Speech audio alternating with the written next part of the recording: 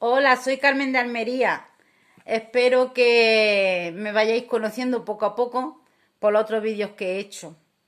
Este es el quinto vídeo que voy a hacer. Es una continuidad del vídeo que hice anteriormente.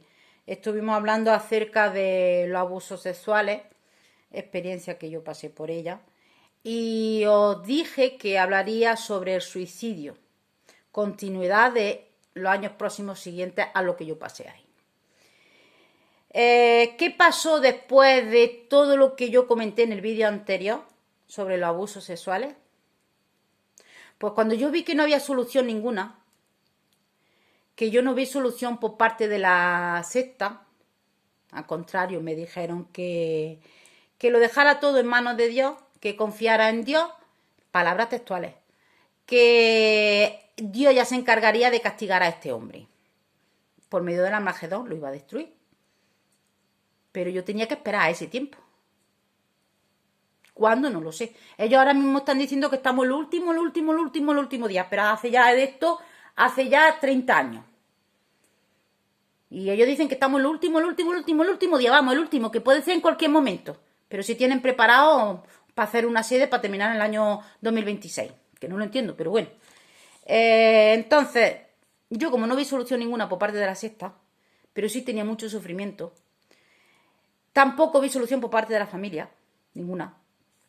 Entonces ya tenía sobre los 12 o 13 años, pero un sufrimiento increíble, que yo no sabía cómo gestionar eso. Pues decidí poner la solución yo. La única solución que le viera era el suicidio. Y eso iba maquinando en la cabeza, iba maquinándome.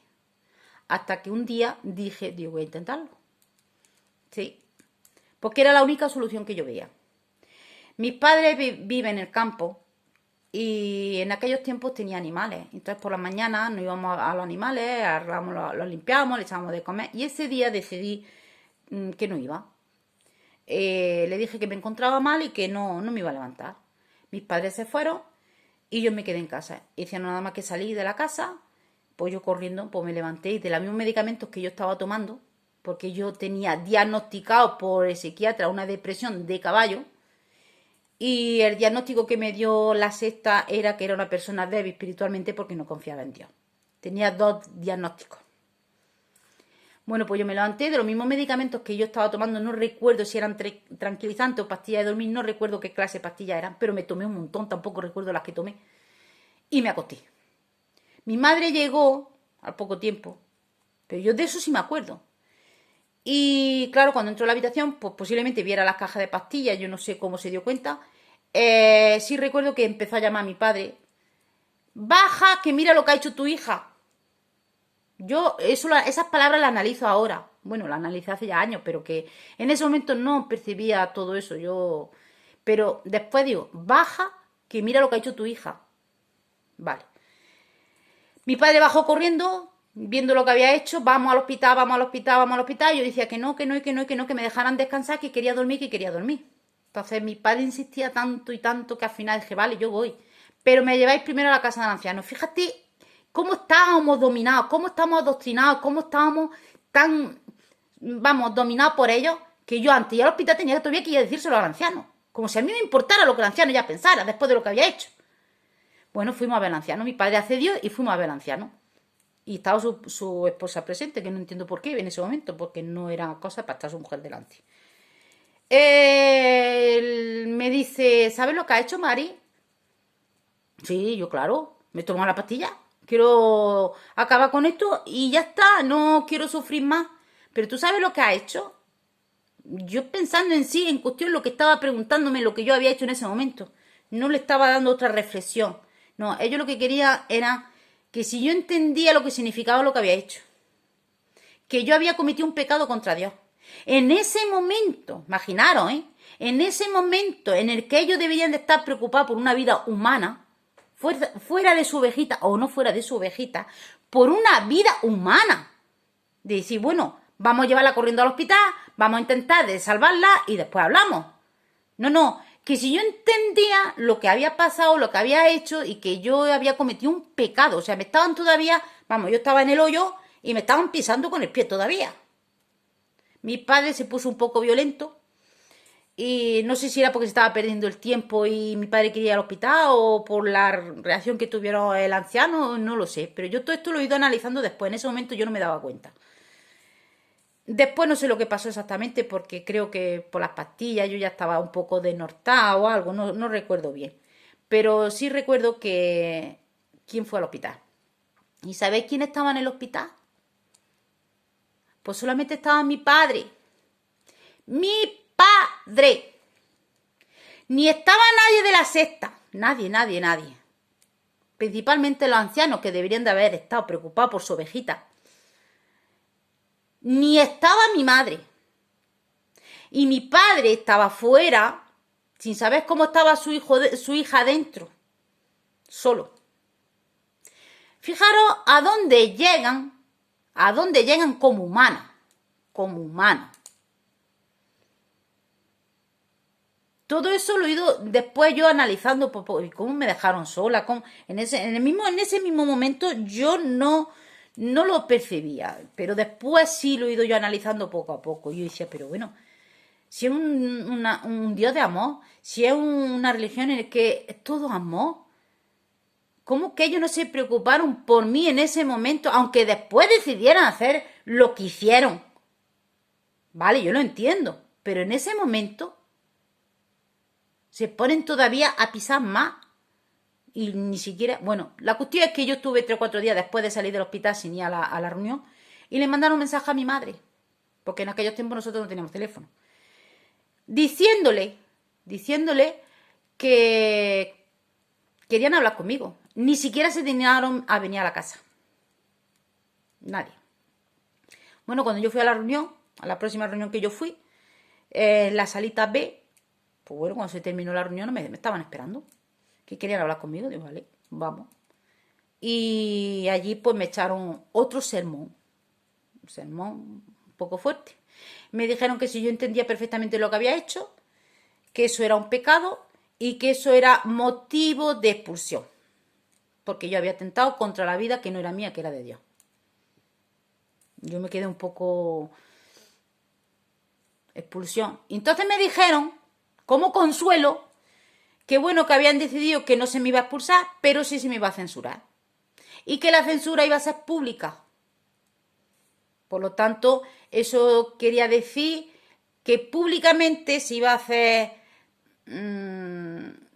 a saber lo que había hecho y que ya se le estaba diciendo a los hermanos cómo tenían que actuar conmigo. Se me iban a quitar algunos privilegios que yo tenía. Una de ellas, por ejemplo, hacer asignaciones. Durante un tiempo yo no podía hacer asignaciones dentro de la bueno, ni dentro ni fuera de la congregación. Yo estaba haciendo el precursorado auxiliar.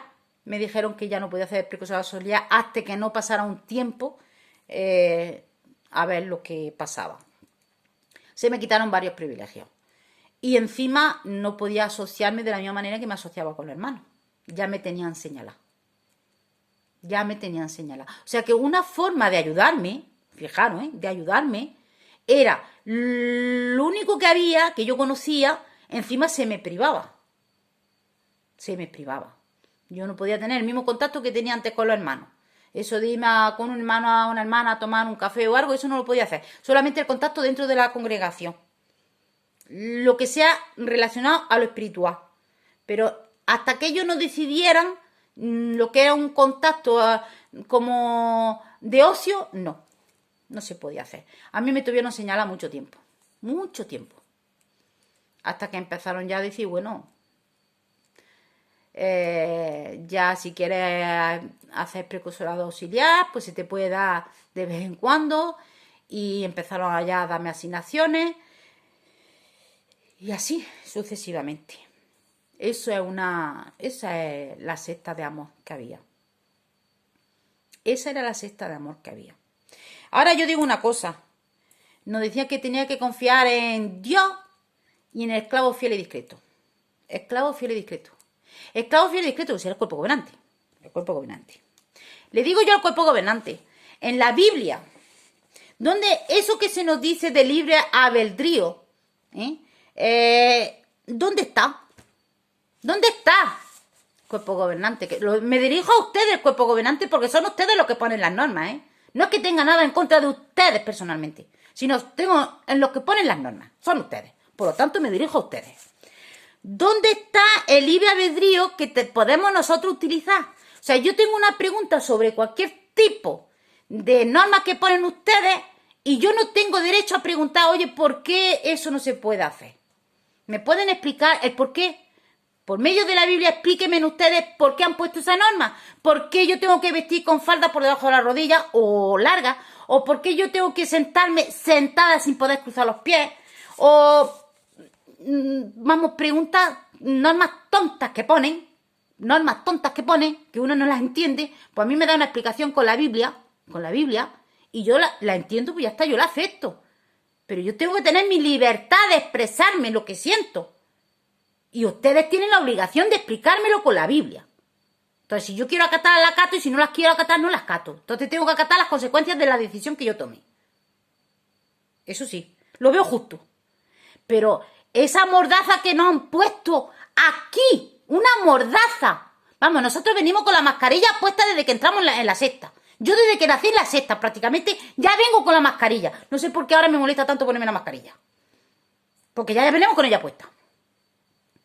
Entonces, ¿qué miedo tiene el cuerpo gobernante a que nosotros podamos decir lo que sentimos? A preguntar. ¿Qué miedo tiene? ¿A que las pirámides se le ven abajo?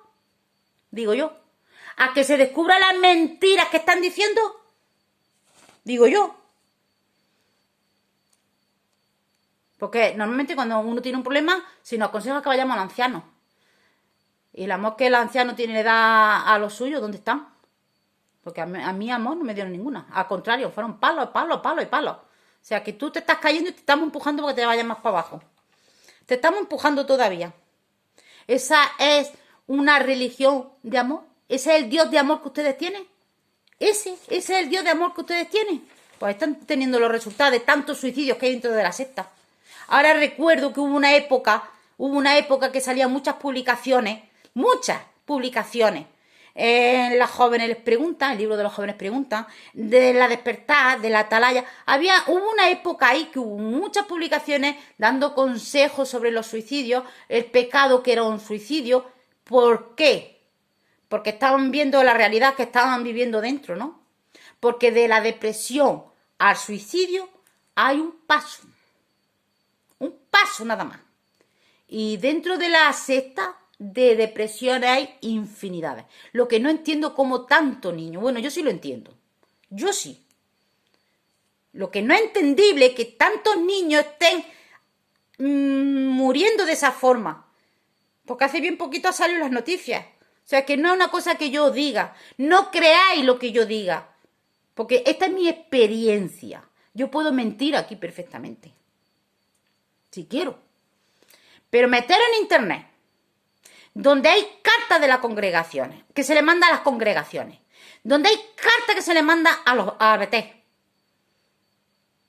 donde hay publicaciones de periódicos, de lo que está pasando dentro de la secta, de los que están niños que se suicidan, pero niños que no entienden lo que es un suicidio. ¿Cómo es posible?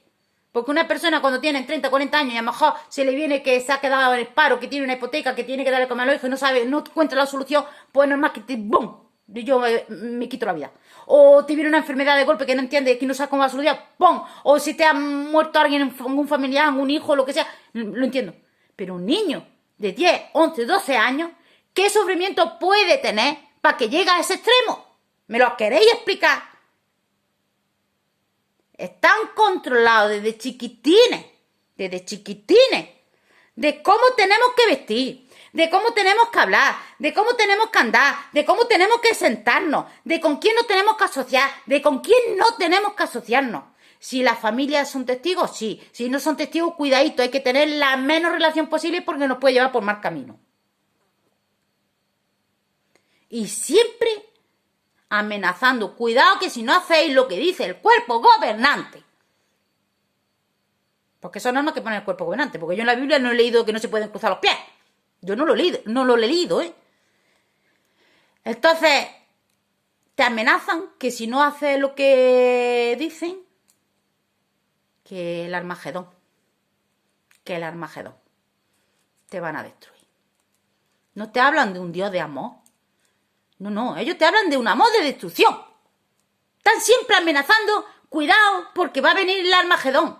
Cuidado que va a venir el Armagedón. Y no te preocupes que cuando Dios venga con el Armagedón, esa persona va a ser destruida. Ellos disfrutan con que se destruyan personas. Y si no, ahí tenéis el Anthony Morris ese, cuando encendió la velita y que él deseaba. Pues mira, yo tengo personas que no me caen bien, como ustedes mismos. Yo no deseo la muerte. No, yo no. ¿Qué gano yo cuando ustedes mueran? Lo que yo he pasado, lo he pasado. Y lo que voy a vivir no va a ser gracias a ustedes. O sea, yo no deseo la muerte. Pero ustedes sí desean la muerte. Ustedes sí. Pero es normal. Venéis inculcados ya de un Dios de destrucción. Vamos, que yo no veo que venga inculcado con un Dios de amor. Porque todo lo que nos dicen, todo, vamos. En vez, por ejemplo, en la situación que yo viví, decirme, pues no te preocupes, Mari, vamos al hospital, vamos a solucionar esto, no te preocupes, que confía en Dios, que Dios te va a dar fuerza, que Dios te va a ayudar, que... No, que Dios te va a destruir, que tú has cometido un pecado. Eso fue lo que me dijeron. Y así todo. Bueno, en el próximo vídeo os voy a hacer una proposición. Tengo más cosas que hablar, porque estoy hablando de los 13 años más o menos que pasó todo esto. Hasta los 22 que yo me salí, me quedan años. Pero si queréis que hable de algún tema en especial, ponérmelo en los comentarios. Y haré lo posible de comentar lo que yo he vivido, sobre ese tema en esa secta. Pero me lo ponéis en los comentarios y yo intentaré buscar la información y decir, pues yo viví esto, esta es la información que hay y yo viví esto. Y si no, yo buscaré el tema a continuación de mi edad. O sea, esto fue los 13 años más o menos, pues de ahí para adelante. Que hay tema. Muchas gracias por escucharme. Muchas gracias. Y os digo una cosa, no creedme a mí. Esto es mi experiencia personal. No creedme a mí. Buscar información. Buscar información. Y aseguraros por vosotros mismos. Muchas gracias.